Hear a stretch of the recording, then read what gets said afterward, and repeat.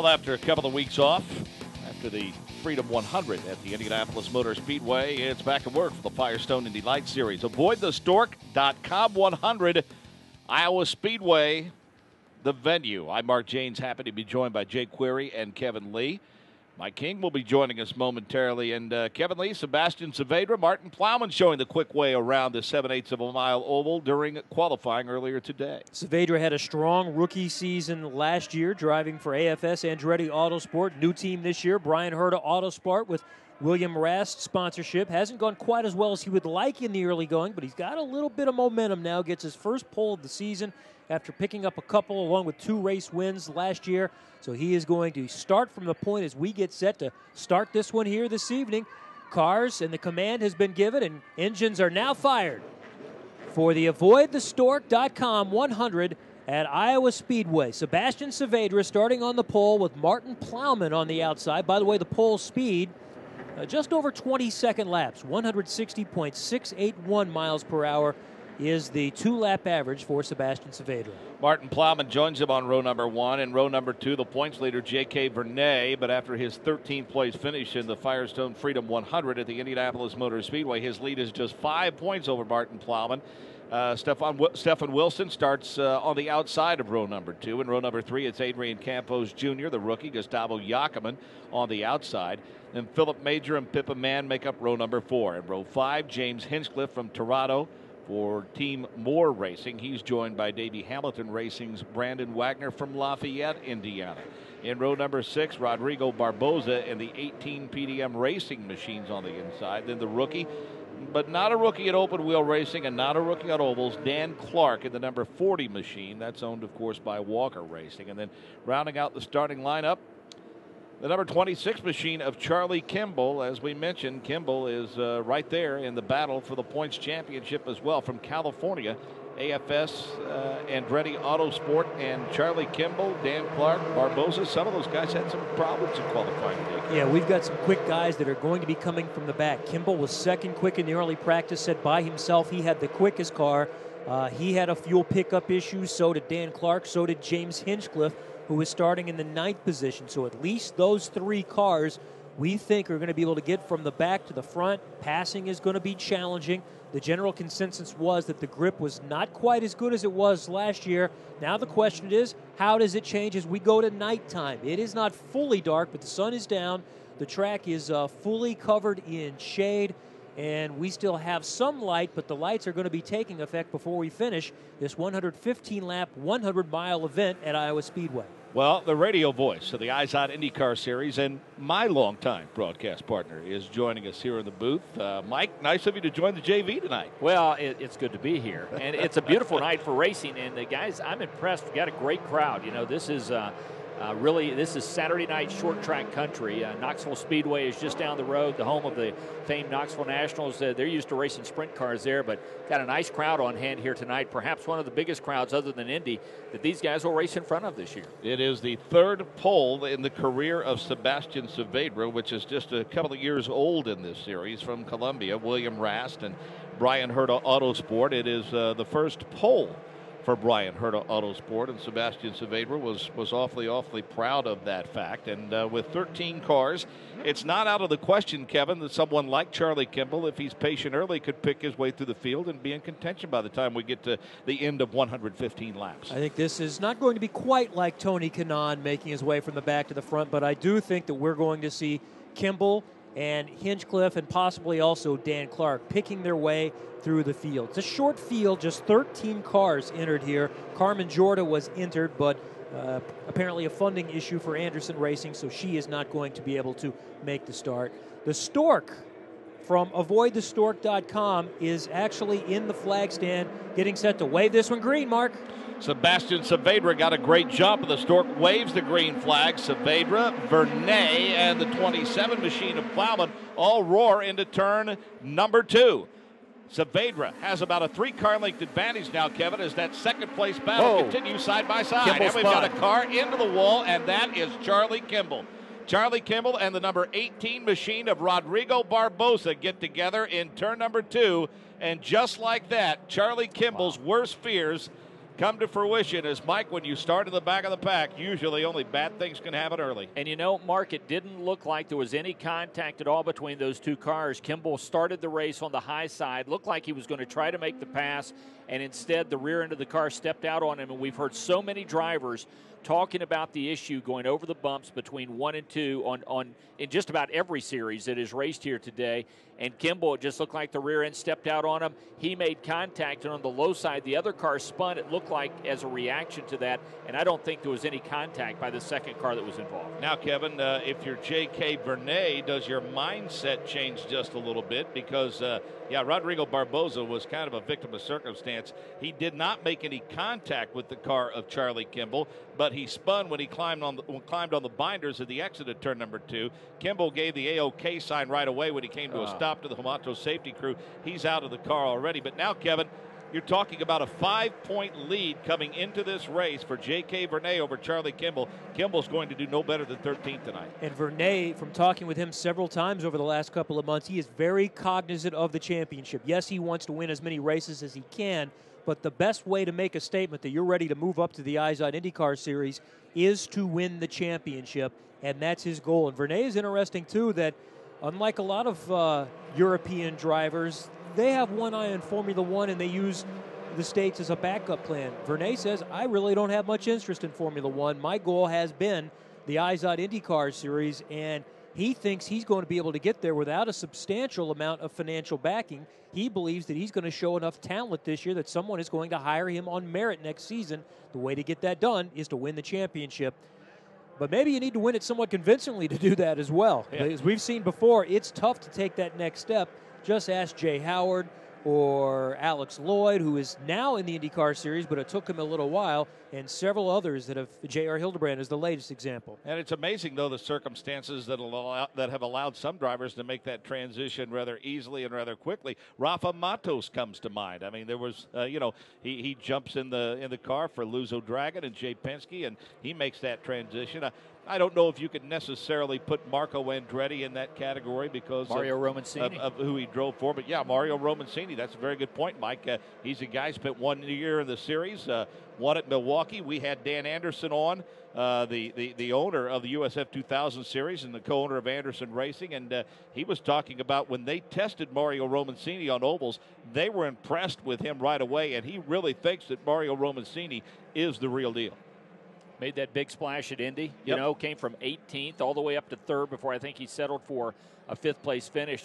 There's no denying that this is now the place to get noticed by owners in the IndyCar Series. I mean, look at what Brian Herta is doing with Sebastian Saavedra. Right. Perfect example. Here's a young kid that he plans on doing a lot with in the future. Brian has made absolutely no bones about the fact that he wants to own in the near future a 2-car IZOD IndyCar Series operation, and continues to believe that being involved in Firestone Indy Lights is the best way to develop drivers. And yet here he's got Sebastian Saavedra, and yes, it ended poorly, unfortunately, but for Sebastian Saavedra, as what is he now, 19? Has he turned 19 yet? He's still 19. Here's Saavedra, who is 19 years old, makes the Indy 500 as a 19-year-old with a sponsor like William Rast, and Herta's doing a great job developing this team. I'm sorry, he just turned 20 a couple of weeks ago. His birthday was June 2nd, so he's now 20 years old, but he was 19 when he started the 500. Just a kid. And perception is everything, because last year there were many that felt that he had a lock on the championship and had some struggles, and some maybe internally pointed the finger at him just a little bit, even though he had a couple of wins and a couple of poles. It really kind of fell out of favor as the season progressed. But you know what? Lo and behold, Brian Herta says, hey, I think this kid has some talent, and he's a kid that we can build our team around for the future, and we're going to grow with Sebastian Saavedra. Well, one of the places he had the biggest problem was right here. Right. You remember the situation that occurred here last year after he had the problem early, then came back out on track, and oh, man, that turned Wade into Cunningham wasn't real pleased. Wade was ready to go after him when that one was over. And, of course, Anna Beatriz had opened the door for her to win for a second time in Firestone Indy Lights. Pippa Mann finished that race upside down. Yep. Beatrice spent a little time talking to race officials afterwards in her jubilation. Didn't adhere to the caution flag and kind of sped through the crash scene at the moment inadvertently. at the end of that race. That was a strange It day. was a strange race. Wade Cunningham really controlled that race, but in part with Saavedra, who was more than 20 laps down, he feels that that impeded his progress and allowed Beatrice to get around Cunningham. And Beatrice won that race, her second win in Firestone Indy Lights, and she's another that stepped up to some degree to the IZUD IndyCar Series, starting 2 events this year, along with the Indianapolis 500. Well, by the way, wasn't it Rodrigo Barbosa did stay on the lead Yes. lap, so he spun, and he's running in 12th position right now. You talk about strange occurrences. Wasn't it here that Ari Lyondike Jr. led the lion's share of the laps? And absolutely. Then ended up lap traffic, ended up costing him the race. In like the at the end of final, it? yeah, he led 95% of the laps. It looked like it was almost a lock. This was also the track where we saw Sean Guthrie have that huge hit right down on the front straight. It was one of the scariest hits I've ever seen. He caught the grass coming down the straightaway. He got bumped and went across the grass, and that car went airborne and just took off like a rocket ship. And I mean, hit that outside pit retaining wall with a thud. You know what it reminded me of? It reminded me, remember when Eliseo Salazar made contact at Walt Disney World Speedway back in like 98? Yeah. In turn 1, same thing. Hit the grass, boom, hit the wall, and it was just a crunching hit. So, Jake Query on pit road. You know, guys, it's funny how racing works out. Suddenly a 2-car team becomes a 1-car team before you know it. We talked about Charlie Kimball and the challenge ahead of him. Now, of course, Martin Plowman, his teammate, still starting up front for AFS Racing. But Gary Anderson, one of those things, I guess. What did Charlie say, if anything, about what happened? I just said he's sorry. I think he just drove a little too quick, trying to pass the cars, and the tire pressures weren't up. He just said he's sorry. He just hit the bump. Now, what all have you had to say now to Martin as far as getting set for this, and the fact that here he starts towards the front, and you've got a guy like Charlie Kimball, a teammate of his, that maybe he was going to try to help get towards the front. Does it change anything as far as what you say to him to get ready for the race now? Well, yeah, it does. That was our plan. Charlie's got a fast car. He's really fast. We were hoping to get him up there by about lap 50. But no, I think Martin will be fine now. He knows where his car is right now after the first lap. He was able to get by the 7 car, so I think we got a good car. All right, Gary Peterson, best of luck to you for the rest of the day and watching Martin through. All right, thank you. All right, Gary Peterson, guys, and AFS, the automatic fire sprinklers team here, AFS Racing and Andretti Autosport, will now watch and see what Martin Plowman can do. And back when we had the Infinity Pro Series, when this series first started, Gary Peterson competed as a driver in this series in the first couple of years and has maintained a level of ownership. And boy, a couple of years ago, when he was able to partner with Andretti Green Racing at the time, boy, since that time, they have certainly nipped at the heels of Sam Schmidt Motorsports a bit in terms of the premier teams in the Firestone Indy Lights Series. 1 to go at the line. We have completed 9 laps under caution. Sebastian Saavedra, Martin Plowman, J.K. Vernay, Stefan Wilson, Gustavo Jacquemin, Adrian Campos Jr., Pippa Mann, Philip Major, James Hinchcliffe, and Dan Clark, your top 10. Then Brandon Wagner, 11th. Rodrigo Barbosa is 12th. He was able to stay on the lead lap. The lone car out of the race on the opening lap of the exit of turn number 2. Charlie Kimball with heavy damage to the car. Got out of the car under his own power. It's on the hook right now back in the garage area.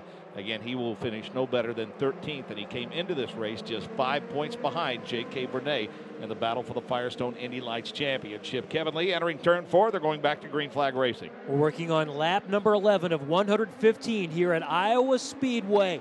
The restart sees Sebastian Saavedra lead Martin Plowman. J.K. Vernay is in position number 3, and then Stefan Wilson 4th. We go single file back through 8th or 9th place.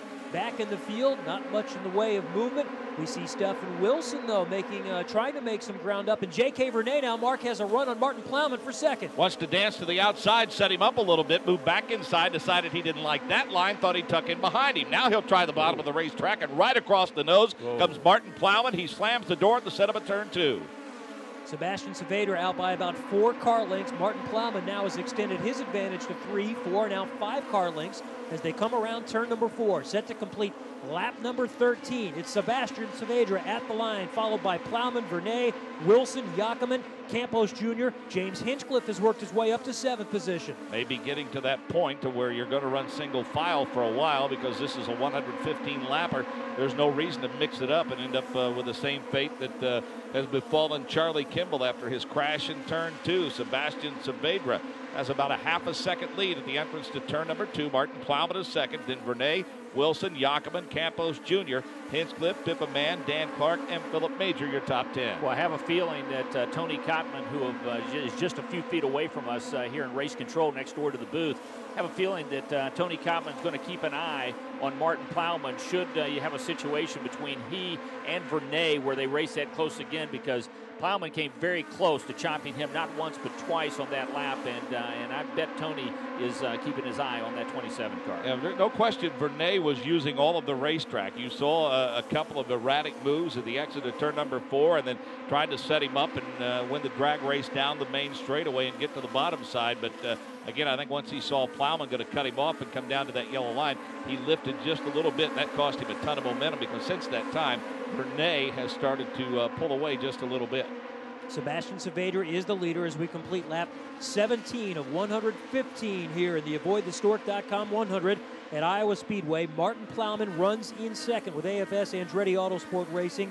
He got his first turn in an IndyCar not long ago. It wasn't the normal route. It was playing the role of Danica Patrick in a commercial. So he said he never got it above about 15 miles an hour.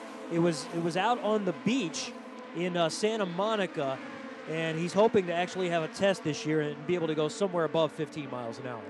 Some of the drivers that are new here include J.K. Vernay, Philip Major, Dan Clark, Wilson, and Campos Jr. among the drivers that have yet to tour this oval. Hinchcliffe, Kimball, Mann, Martin Plowman, Sebastian Saavedra, Brandon Wagner, Gustavo Jacoman, and Rodrigo Barboza all had experience here. Now, Barboza practiced here last year, but finished 18th and ended up not starting the race, did not make a qualifying attempt. So Guys, he did get some practice laps in. Keep your eye on James Hinchcliffe. He is easily the fastest driver on track right now. He turned a lap 2 laps earlier at nearly 160 miles an hour. Mark, he was almost 3 miles an hour faster than Sebastian Saavedra, and right now it looks like he's biding his time, not going to do anything silly, because this is a long race for these guys. 100 miles, but what is it, 115 laps on the 7/8 mile track? 115 laps. But I think Hinchcliffe has a good race car. He pulls up on his teammate Adrian Campos Jr. as they set up for turn number 1 after he worked his way around Pippa Mann about a half a lap ago. Campos has just in front of him Gustavo Jacoman as they enter turn 3. Meanwhile, the top 2 has broken out a little bit. Sebastian Saavedra is in front by about 15 car lengths or so. We're looking at just about 0.8 of a second, then another 0.8 of a second back to J.K. Vernay. We may have a battle for third here as we watch Hinchcliffe try to pull up to the inside of his teammate Campos Jr. as they head down the backstretch. Stephen Wilson has been chasing down J.K. Vernay. That has broken off a bit. About 3 car lengths between third and fourth. The battle is for sixth, and Hinchcliffe and his teammate Campos Jr. side by side down the main straightaway. Hinchcliffe takes a peek to the bottom side. Looks like he's going to grab the spot now. Campos Jr. will ride the rails along the high side, and now Hinchcliffe will slip in front of him and set sail for Gustavo Jacoman. Jacoman at the midway point between 3 and 4. Hinchcliffe starts to pull in on him now as they exit turn number 4. No question, he has a very fast race car. Yeah, and let's face it, Hinch is a seasoned guy. He's run enough in other series and knows that there's no sense in making ill-advised moves early on in a 115-lap race when we're just now approaching or completing the 25th lap here. And I think James Hinchcliffe could wind up being a factor here as we continue seeing him turn really quick laps out there. But Saavedra right now working on a pretty nice little lead. Saavedra 7/10 in front of Martin Plowman. Then another 7/10 back to J.K. Vernay. Stephen Wilson is less than 2 seconds out of first position. He runs fourth. Then it's Gustavo Jacoman, James Hinchcliffe, Adrian Campos Jr., Pippa Mann, Philip Major, Dan Clark, Brandon Wagner, and Rodrigo Barboza as we see another battle back in the pack. And here's Hinchcliffe going to the inside. He's on Gustavo Jacoman. This is for 5th place, and he's going to get him heading down towards turn number 3, but Jacoman isn't giving up the fight. No, he's fighting pretty strong to the high side, but again, that is the longer way around the racetrack. Hinchcliffe's car seems to be able to work well no matter where he decides to stick it. Over the past 3 laps, he's grabbed a couple of spots now, worked his way into the top 5, and now Wilson he has in the crosshairs as Stephen is running in the 4th position now. He's got about 10 to 15 car lengths to make up, but again, the way he's driving that race car, he should come up upon him very soon. Martin Plowman has managed to cut about 0.3 of a second off of the lead that Saavedra had held for 7 or 8 laps, as Plowman now takes another 700ths off. So Plowman beginning to close up on Sebastian Saavedra each and every lap now, and this one's going to get tight up front here in a couple of laps. 29 laps to be completed, this time by as the 29 machine leads this race. That's Sebastian Saavedra. His mirrors are now starting to fill up a bit with the machine of Martin Plowman. J.K. Vernay running comfortably for now in the 3rd position. Wilson in 4th. Hinchcliffe in 5th as we work 30 laps here at Iowa Speedway of the 115 we're scheduled to contest. And James Hinchcliffe is still turning the fastest laps in this race at this point. That last one, 158.579 miles an hour. Saavedra, the leader for comparison, at 157. And everybody is in clean traffic right now. Plowman, though, continues to make up ground on Saavedra. He's within 3 to 4 car lengths at the line, completing lap number 31. The lead is down to 0.3 of a second. Hinchcliffe is getting great runs off of turn number 4 and turn number 2. Those appear to be the areas in which he's making up the most on the racetrack in his battle to grab Wilson. Now we see Martin Plowman start to pedal it just a bit harder. He's really dialing in on Sebastian Saavedra now as they cross the start-finish line. Martin Plowman has been very consistent this season. His best finish is 4th at Barber Motorsports Park. He's finished 5th at Indianapolis and Long Beach and 6th at St. Petersburg. Looking to take a step up on the podium or possibly get that first win in Firestone Indy Lights in his 2nd season. He is within reach of Sebastian Saavedra. No closer this time around, though. In fact, Saavedra gained a little bit more space. He got about 0.06 of that lead back. The lead is just under 0.4 of a second. Mark, I agree with you about Hinch. He seems to be able to run that tight line on the low side if he wants, or if he wants to move up to the 2nd or 3rd groove on this racetrack, he seems to be able to maintain speed wherever you go. 2 laps ago, between 1 and 2, he pinched it off a little bit, had to lift. That resulted in a little bit of an advantage being gained by Wilson at the exit of turn number 2, but now he's dialed it back in now. It's about a 3-car length deficit. So 34 laps complete here at Iowa Speedway. Sebastian Saavedra continues to lead. Martin Plowman is 2nd. J.K. Vernay is 3rd. Stephen Wilson is 4th. Hinchcliffe is 5th. Adrian Campos Jr. 6th. And Gustavo Yakiman, Pippa Mann, Philip Major, and Dan Clark. With Mark Janes and Mike King, I'm Kevin Lee. Jake Query is on pit road. We are enjoying the Iowa Corn Indy 250 weekend here, and this is the AvoidTheStork.com 100 from Iowa Speedway. Tim Barak joins us now from the Iowa Corn Promotion Board. Fantastic weather you guys have delivered for us this weekend, and we love this event and this racetrack. Boy, we love having you here, too. It's a great opportunity. It's a great track. We're running ethanol. We make ethanol in Iowa. What a great time. By the way, thanks to whoever was involved in making sure Ryan Hunter-Reay was a part of the IZOT IndyCar Series, helping sponsor the 37 car. We're sure glad to have him in there, using corn-based ethanol, a lot of it coming from Iowa, right here in Iowa. Tell us a little bit about the process, about what this event does for you as you try to spread the word and let people around the country know about ethanol. What this does is it demonstrates that ethanol will work in your car because it does such a beautiful job of running in these Indy cars. The performance is outstanding, and it's the outreach. It's the fact that not only in Iowa can they see it, but you can see it nationwide through your broadcast. You guys got that message, you're getting it out. You know how big of an area you cover, and that's why we're here. Due to you, your ability to reach the people about ethanol. This racetrack was such a shot in the arm economically to this area, but it's become a shot in the arm to the entire state. Now, everyone's familiar with the Knoxville Nationals and the history there on the dirt, but boy, I'll tell you, in the couple of years that the IZOT IndyCar Series has visited this Iowa Speedway, it's as though we've been coming here for years. I mean, everyone's just so excited about it and so receptive. Yep, you guys are a breath of fresh air to the state. You bring a quality sport. Look at the fans. You know, tomorrow there'll be 40,000 here. You know, people love racing. Iowa's a #1 racing state with fan base, and you look at that logo down there on the floor. It says Iowa Corn Racetrack Pioneer. A great partnership developed around ethanol. Sebastian Saavedra continues to lead, by the way, and let's touch on a little bit delve into a little bit deeper what we were talking about. Give people a little background about what had happened to this area economically and how this racetrack was just what it needed at the time. Well, you know, some people came together, some investors recognized that there was a hole in this type of racing. And, you know, Rusty Wallace and this Clements, you know, they got together and they figured out how do we build a track. And they got one, and you can see it tonight. They were successful. And now this is our 4th year of involvement. We're glad to be a sponsor, you know, and you guys are here and you're doing a great job announcing, and we're having a great time watching. It's great to have you here. We look forward to many years together with the Ethanol Association and the Iowa Corn Promotion Board and everyone involved in bringing the Indy Racing League here to Iowa. Thank you so much. Thank you, guys. Tim Barak is the chair of the Iowa Corn Promotion Board. Lap traffic now coming into play for Sebastian Saavedra. He makes his way around, and Rodrigo Barbosa is the car that they're dealing with right now. So let's see if this becomes any factor. Here in the last few moments, James Hinchcliffe had worked up right on the rear wing of Stephen Wilson.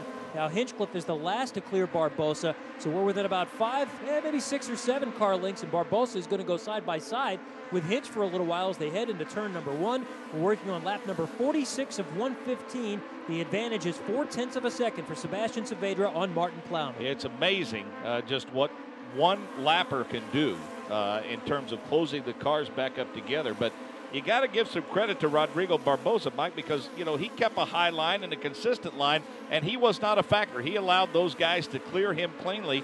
And, boy, lo and behold, they all now have the same comfortable distance that they enjoyed when they pulled up on it. Well, the one thing that you learn going out on this track, whether you're in the two-seater or a pace car or even your passenger car, going out doing a quick lap here is, Mark, there's not much room to work. No. I mean, you know, there is just no room to work, and we've got a car slowing on the back straight, but there's so little room to work, and I agree with you. I think Barbosa did a good job maintaining his line and allowing the faster cars coming up on him to know where it was that he was going to be on track, and Sebastian Saavedra certainly had no problem getting around it very quickly, and neither did any of the other front runners. The car coming to pit road is the machine of Brandon Wagner. That's the number 32 machine. Lafayette, Indiana's Brandon Wagner. His owner, of course, our driver analyst for the IZOD IndyCar Series, Davey Hamilton. Jake Query's on pit road.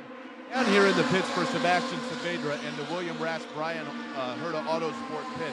Guys, they haven't heard a word from Sebastian Saavedra, so there wasn't a problem with the car. Of course, the lead that he had over Martin Plowman began to shrink just a little bit. Then once he got in lap traffic and got around Rodrigo Barbosa, that allowed him to build just a little bit more room. But so far, not a word from Sebastian Saavedra. And let's keep in mind, this is a young man that you talked about how young he is, but think about how much he would have had to have matured in the month of May after all the emotions that went through getting bumped out and then finding his way back into the Indianapolis 500. And although he ultimately, of course, had an accident in Indianapolis, a pretty solid run. So right now, Brian Herter just sits stoically and watches Sebastian Saavedra. Speedway historian Donald Davidson would probably be the one to more accurately answer this, but I'm relatively assured that he's the only driver in the history of the Indianapolis 500 who received a phone call in the ER, Kevin, at Methodist Hospital saying, hey, you made the Indy 500. Well, it reminds us of the old days when teams that might only have one car, they've already qualified the only car that they have, and they just have to sit and wait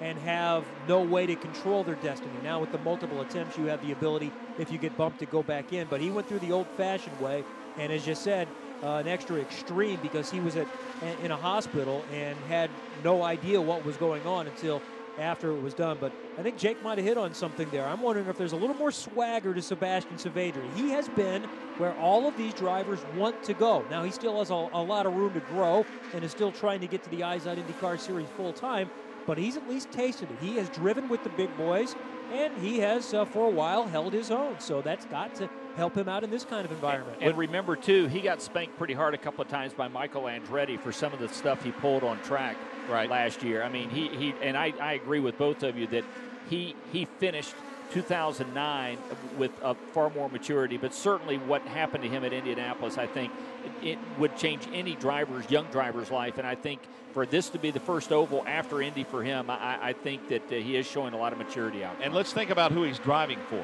You remember a few years ago when AGR was so dominant, when Brian Herta was part of that team. Brian Herta was complimented repeatedly by his teammates, by Dario, by TK, by Dan Weldon, as the guy that was able to talk to all of them in terms of preparing a setup. Brian Herta's always been a guy who's seen as cerebral, one who knows how to set up a race car, so it only stands to reason that Brian Herta is able to speak the language that he needs to speak to Sebastian Saavedra, and it only makes sense that he's a guy that can develop some talent. You know, the guy that, Mark, that it just surprises me because he came out of the box so fast last year as a rookie, And I thought, this is a guy that's going to win a lot of races early, and we're going to just be blown away from him. That's Gustavo Jacobin.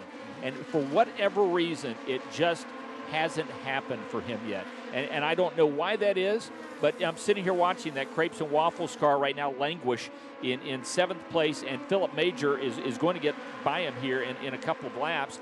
And I don't know. I don't know what it is that's happened to Gustavo Jacobin. He came in with so many good credentials from lower formula, but yeah, it just hasn't clicked for him at this point. 5th at St. Petersburg this year in 18 series starts. He has 9 top 10s, and you know, he's with a team that has a lot of experience. Cape Motorsports, Wayne Taylor Racing, they have years of experience in various forms of motorsports, have won championships, have won race upon race upon race, a resume that's too lengthy to list here. So, you know, I'm with you, a little puzzled as to why he hasn't found victory lane yet in his career. The car of Brandon Wagner continues to sit on pit road. Jake Query is there.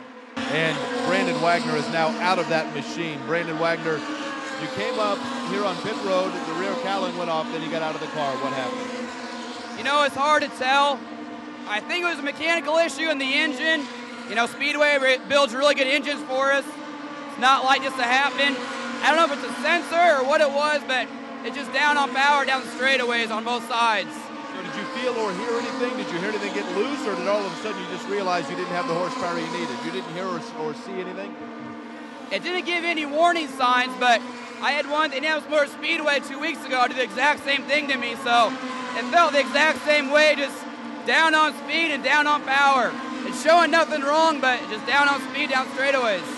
All right, that's Brandon Wagner, Lafayette, Indiana's own, driving for Davey Hamilton. Well, now, Kevin, that's not new, because earlier today, Brandon Wagner was late to the qualifying line. And from what we understand from our driver analyst for the IZOD IndyCar Series, Davey Hamilton, he had to lobby with Tony Koppman because they had to make an engine change. So obviously there have been issues of plenty for that car this weekend here at Iowa Speedway. Sometimes there's not a specific obvious problem with the motor, but sometimes you're just a little bit down on power and just don't have that straightaway speed. We remember Arie Luyendyk Jr. at Indianapolis in 2 different cars that he just didn't have any speed with that Anderson Racing car. Still watching Philip Major trying to work on Gustavo Jacobin for 7th place. Major, driving for Sam Schmidt, has had a little bit of momentum the last couple of races. He finished 7th at Long Beach, 6th at Indianapolis. He's worked his way up to 7th in points. And a good battle in the back as we watch Saavedra try to work his way through lap traffic. He's caught up to Dan Clark, who's running in 10th position. And now we've got a yellow. There's a yellow for debris on the backstretch. So Dan Clark gets a reprieve. He was about to go a lap down, so he gets to stay on the lead lap. The wave around, and this is going to be interesting. Martin Plowman has been catching up with Sebastian Saavedra, but couldn't work inside that 3 or 4 tenths of a second. Now he's going to get another chance on a restart as we go yellow with 66 of 115 complete here at Iowa Speedway. And it's been clean for the most part. The lone caution belonged to Charlie Kimball, who crashed in turn 2 on the opening lap. And again, Kimball takes a big points hit. He trailed J.K. Vernay, who'd been slipping a bit of late, and trailed him by 5 points. But Vernay right now runs in that 3rd position. Well, let's hear from the aforementioned Brian Herta. He's standing by on pit road with our Jake Query. Brian Herta, and I was watching you as you were watching Sebastian Saavedra, and for the first half of this race or so, I didn't see you saying anything. Was he communicating back and forth, and what's your thoughts so far on what he's been able to do? Well, the reason I wasn't saying anything is because we brought a new race engineer this weekend in Daryl Bear, and he's talking to Sebastian on the radio, so I'm just listening. But, you know, he's real happy with the car. Everything's going really well for us right now, obviously, with Sebastian's William Rast car. Stefan's doing a good job, too, in 4th place. You know, Sebastian didn't want to see this yellow, this restart, but Stefan did, so we'll see how it plays out. Hopefully we get Stefan up another spot or 2. I think the month of May probably aged you about 10 years just on bump day alone. But what did it realistically do for Sebastian as far as his confidence is concerned and just in realizing and understanding what he has the potential to do behind the wheel of a race car? Well, you know, if this is like college before you graduate, that's like, you know, he spent a little time in grad school. And I think all that seat time, all that experience in driving a big car and realizing he can do it, it's given him a lot of confidence, and I think that's showing tonight here at Iowa Speedway. All right, we'll let you get back to work here. All right, thanks. All right, guys, that's Brian Herta. William Rast is, of course, the chief sponsor, but Brian Herta Autosport, the team. And we're set to go back to green here in a lap. You know, Brian Herta had the best comment to sum up qualifying at the Speedway I ever heard after that whole situation when he said, "I've never loved or hated anything so much at the same time in my life."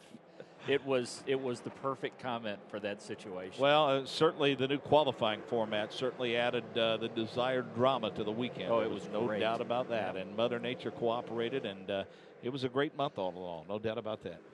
They are all bunched up, ready to go for the restart. We are going to complete lap number 70 of 115, and they are waving the yellow. They waved it off. J.K. Vernay came up to the inside of Sebastian Saavedra from third place, so they will pace around at least one more time to get them reset and try again. I don't know. It's hard to see because of the glare off the inside of the windows, but you guys get a visual on exactly where the cones are down there, where they can start to make the acceleration. Vernay was pretty close to that. I think they're using the Sunoco sign, aren't they? Could be. I think typically you'll see orange cones sticking out of the fence. I think it's the Sunoco sign is what the indicator is. The Sunoco sign is on. And I believe that's the indicator for the restart. And Vernay was told if he does that again, he will go to the back. I bet he doesn't do it again then. Yeah. And he does not. But a great restart by Sebastian Saavedra. He's going to lead the drag race down the main straightaway, although Plowman starts to pedal a little bit and works to the high side at the entrance to turn 2. And James Hinchcliffe has lost some momentum. Adrian Campos Jr. has gone around his teammate. Hinch is now side by side back in the pack with Gustavo Jacobin, so he is dropping like a rock right now. And Campos Jr. is the rocket. He's moved up to 4th place, trying to chase down J.K. Vernay. So Campos Jr. got past Stephen Wilson and his teammate Hinchcliffe. And back in the pack, we have a lot of traffic as now Hinchcliffe tries to regain some momentum. He got back up to 6th, caught up with Stephen Wilson, and is now going to slide back a little bit. So Jacobin and Hinchcliffe are back in the pack, running for that 6th position right now, while Sebastian Saavedra increases his lead beyond a half a second on Martin Plowman up front. Jacobin almost shoved him into the fence at the exit of turn number 4, talking about James Hinchcliffe. Hinchcliffe had the high line, and it was working well for him, but he got cut off. Charlie Kimball, a tough night for him. He'll do no better than 13th. It's a big points hit for him. He's with Jake Query. Charlie Kimball, who, of course, had the problem during qualifying when you said you just lost pressure during qualifying. You knew you had to start from the back. What happened at the start of the race? I was just trying to get a good start and figure it out before settling into a rhythm, but going through 1 and 2, it was a little high. Going by Barbosa there. Thing just stepped out on me. Once it stepped, I couldn't bring it back, ended up in the fence. Now, obviously, it's up to watching your teammate and Martin Plowman. How surreal is it to sit and watch? But at the same time, can you learn something in stepping out of the cockpit for a race and having to sit and watch? Well, you can definitely learn a lot more when you're in the cockpit, but you just got to sort of figure it out for next year. You know, when we come back, going to the next oval. You can watch the attitudes of the drivers and learn a little bit from there, but it's too bad because, you know, I think we would have had a quick car once we settled into the race pace. All right, Charlie Kimball, we certainly knew that you had the talent to get all the way towards up the front, but that car skipped out on him, guys.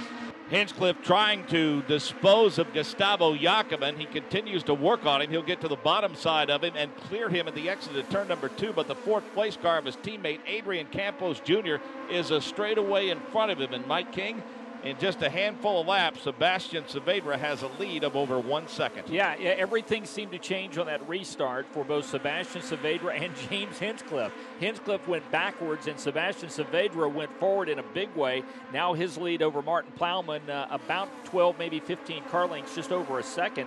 J.K. Vernay looked like he was going to get racy for a couple of laps. Then he dropped back. It was Adrian Campos Jr. who probably made the best move on that restart up to 4th place, Kevin. And his best finish is 10th at Indianapolis. He is on his way to potentially his best result of the season. He's 21 years old from Spain. He's the teammate of James Hinchcliffe, and he took advantage on the restart. Hinchcliffe had some issues, but now Hinchcliffe appears to be on the move. He's cleared about 15 car lengths in front of the 6th place car of Gustavo Jacobin, and he's trying to pedal to catch up to that front group, and everybody is chasing Sebastian Saavedra, who is nearly a second and a half in front of Martin Plowman. J.K. Vernay is within 3 or 4 car lengths of Plowman for that 2nd place spot now. Well, without another yellow, James Hinchcliffe is not going to have a shot at catching these lead four, and particularly Saavedra, who right now has increased that lead to 1.2 seconds over Martin Plowman. And Plowman right now, it looks like he's just going to try if he can to hold off J.K. Vernay, who's coming hard. Attention Indy Downforce and IndyCar Nation members, your code word for the Firestone Indy Lights Race from the Iowa Speedway is corn, appropriately enough. Please go to your IndyCar Nation homepage and click on the Earn Points section, then enter the secret word under the radio portion, and you will receive 400 points. The code word is corn. Thanks for listening to live coverage of the Firestone Indy Lights Race from Iowa Speedway. Martin Plowman has secured his second place position. He's back up to a little more comfortable spot, probably 8 or 9 car lengths now on J.K. Vernay. Remember, Vernay is the championship leader. 5 points in front of Charlie Kimball. So this is going to change significantly. 23 up on Hinchcliffe, and Martin Plowman trails by 37 points. Saavedra is 50 points back. So if you're J.K. Vernay, Kevin, you think, boy, you know what? The guy that's chasing me is taking a big points hit. He doesn't appear to have what he needs to challenge either Plowman or Saavedra, but he has a firm grasp on third. And one of the guys, we heard him mention it today, Scott Dixon said, don't know if I have the car to win or not, but I know I can have a good points day. And Scott Dixon is a guy that's notorious for not having a winning car, but being able to pile up points when needed. Yeah, Scott Dixon can find a way to finish in the top 5, race in and race out. It doesn't matter how good or how bad his car is. Scott always seems to be able to figure out a way to get into the top 5. But right now, it looks like what's going to develop as the best race on the track is the second place battle between Plowman and Vernay. 3 car lengths separating these guys. Sebastian Saavedra is, he's just checking out at this point and is working now on nearly a 2-second lead, as it's at 1.65 seconds. So Martin Plowman losing sight of the William Ras car, but he's got his mirrors full of Vernay. Yeah, Vernay starts to close in on him lap by lap, if you will, but the 22 machine of Adrian Campos Jr., good run for him to get a top 5, hopefully, out of this. Again, his teammate is a straightaway behind him in the number 2 machine of James Hinchcliffe Jr. We thought for a while there that Hinch was going to be a little on the racy side. And boy, Gustavo Jacobin, Wilson, they made contact off of turn number 4. And the loser in that one is Jacobin. He almost makes contact with Biff Mann. And then he almost makes contact with Dan Clark, and something's wrong with the car of Gustavo Jacobin. He is going to head to pit road. I don't know how Stephen Wilson kept that car pointed in the right direction and at speed. I really don't. I have no idea. They made contact as they came just underneath us here on the front straight. And, Kevin, I think he's going to be able to get the car around. I don't think he's going to bring the yellow out. The flag man has the yellow ready to wave it, but he's still hanging on to it. So he may stay green. Is he going to make it? Oh, he is just crawling, but he's almost there, and he's going to get past the cones. So we are going to stay green, working on lap 91. Everybody was hoping for a yellow outside of Sebastian Saavedra at this point, because that was the only way anybody was going to catch up with him. Nearly a 2-second advantage on Martin Plowman. And they are all spread out at this point. J.K. Vernay running in 3rd. Here's the replay. Oh, that's Jacobin losing and hitting the wall. Now watch. There it is. He made contact with Wilson and then almost got the 49 machine of Philip Nature as he slid back down the race course. So we'll keep an eye on Stephen Wilson to see if he has any issues. First, we'll check into pit lane with Jake Query. And Gustavo Jacobin has pulled into the pits. The first thing he did when he pulled in, he took his helmet and he buried it within his hands as if to say, I can't believe what happened. He is now getting out of the car. I can see the disappointment and the rejection through the visor of the helmet here. And Gustavo Jacobin, guys, you can see the rejection in his face. Just to describe it, you can see he clenched his eyes. He put his hands up against his helmet, and Gustavo Jacobin is in complete disbelief as to what happened. We'll get a word with him here in just a second as he gets out of his race car. Sebastian Saavedra continues to lead. The 27 machine of Martin Plowman is in 2nd, then J.K. Vernay, Adrian Campos Jr., Hinchcliffe, Wilson, Major, Mann, Clark, and Barbosa, your top 10. Gustavo Jacobin sets on pit road out of the race. Brandon Wagner is 12th. He's out of the race. And Charlie Kimball did not complete a lap. He is 13th with 95 laps complete. Now look at that. Stephen Wilson, 2 laps after making contact with Jacobin, he turns his fastest lap of the race at 1:59.827. So obviously he feels pretty confident in that race car, but he's lucky he didn't get that right front cut down, that's for sure. 20 laps remaining in this one. Scheduled for 100 miles. It's the Firestone Indy Lights AvoidTheStork.com 100. James Hinchcliffe has been working on his teammate Adrian Campos Jr. and has made up some ground, but he's going to run out of time. He is running in 5th, Campos Jr. in 4th, Vernay in 3rd, Plowman in 2nd, and Sebastian Saavedra is the leader. Back to pit row with Jake Query. Gustavo Yakiman obviously very disappointed. Take me through what happened there. I saw you get loose, especially as you got towards the start-finish line. Avoided major contact, but what exactly took place? I mean, the track has been really hard. We've been struggling the whole day. This guy's put together a really good race car, and I just came up from a really good restart a couple laps back, and I just got a big understeer. I had Stefan on the inside. I was like, I'm not going to give this away, so I just hold it flat, and it just washed off the track. Totally my fault. I want to say sorry to all my guys. We were having a good race. It was going to be a solid top 10 finish, which would have really helped us in the championship. It's racing. We make mistakes and we learn from them. I could see the disappointment when you got out. I could see when you came in onto pit road and got out of the car. This one hurts a lot, doesn't it? No, it didn't hurt. I mean, emotionally, from a disappointment standpoint. Yeah, I mean, we had a good car. Could have finished 6th, 7th, It's a bit mediocre finish, but still would have been a finish. And it's better than just standing here with 20 laps to go. It really hurts. The guys did a very good job. The car wasn't too bad. I mean, I just want to say sorry to the guys because this one I totally blew it. All right, guys, that's Gustavo Yakiman. Denied his 10th top 10 finish and his 18th start. Kevin, it looked as though that battle for second is tightening up just a little bit between Martin Plowman and J.K. Vernay. Vernay is the championship leader. Martin Plowman is also still in the chase for the championship. 4th right now, 37 points back. Others in the fight. James Hinchcliffe is 3rd in the championship. He is running 5th in this race right now.